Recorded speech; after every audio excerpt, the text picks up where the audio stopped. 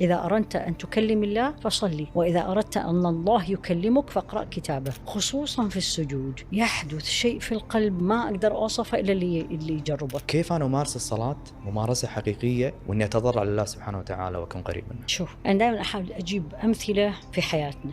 طيب، عندك شخصين، واحد يتمتع بالأكل وواحد يأكل على مود يشبع. من تتكلم مع اللي يتمتع بالأكل شو يقول لك؟ يقول لك أنت ما تعرف إيش دا يفوتك، أنت بس اقعد كده اشرب هاي القهوة، طيب لا تأخذ من هذا المكان، أخذ من ذاك المكان، حط مع القهوة هذه الشوكولاتة، يحكي لك كأنه حب، صح؟ ذاك الثاني يقول له هي شوكولاتة وهي قهوة، المهم جاني الكافيين وراح وجع راسي وخلاص، صح؟ ليه؟ لأن الأول صرف وقت وتمتع وأحس باللذة، الثاني يحسه واجب. نفس الكلام، أنا لو أنظر إلى الصلاة ليس واجب، هو أول مفهوم لازم يتغير. أنا لماذا أصلي؟ صح؟ يعني أنت ابنك مثلا راح يجي يقول لك أنا ما أدرس، تقول له أنت ليش لازم تدرس؟ راح تقول له أدرس ولا راح تسقط؟ لكن لما تيجي تشرح له وتنطيه أمثلة وتقول له شوف هذا مثلا صار كده لأنه درس، أريد أكون مثله. فتيجي على الصلاة نفس الكلام، أنا ليش أصلي؟ إذا راح أقول واجب بالعربي نسويها أي كلام، إذا أنا راح أقول لا هي صلة مع الله وهي كلام مع ربي، أنت الآن تغيرت فكرتك، كلام مع ربي يعني أنا راح أوقف ربي ده يسمعني؟ نعم. إذا أردت أن تكلم الله فصلي، وإذا أردت أن الله يكلمك فاقرأ كتابه. افتهمت التفكير؟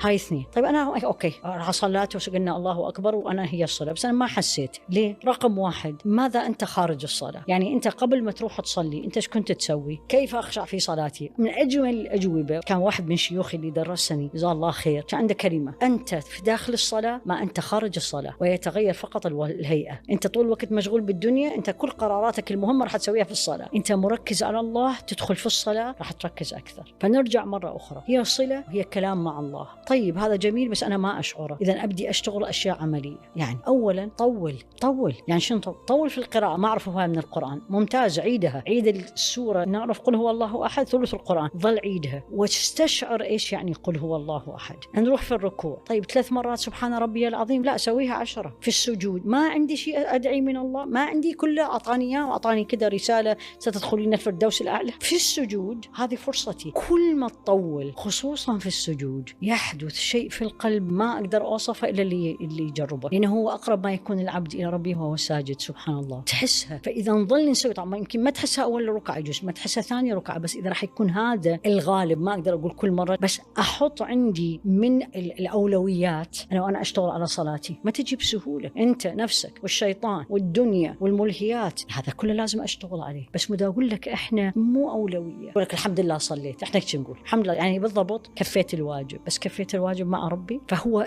كلها لازم يتغير، نظرة للأمور من تتغير أنا نفسي تمشي في الطريق بشكل مختلف.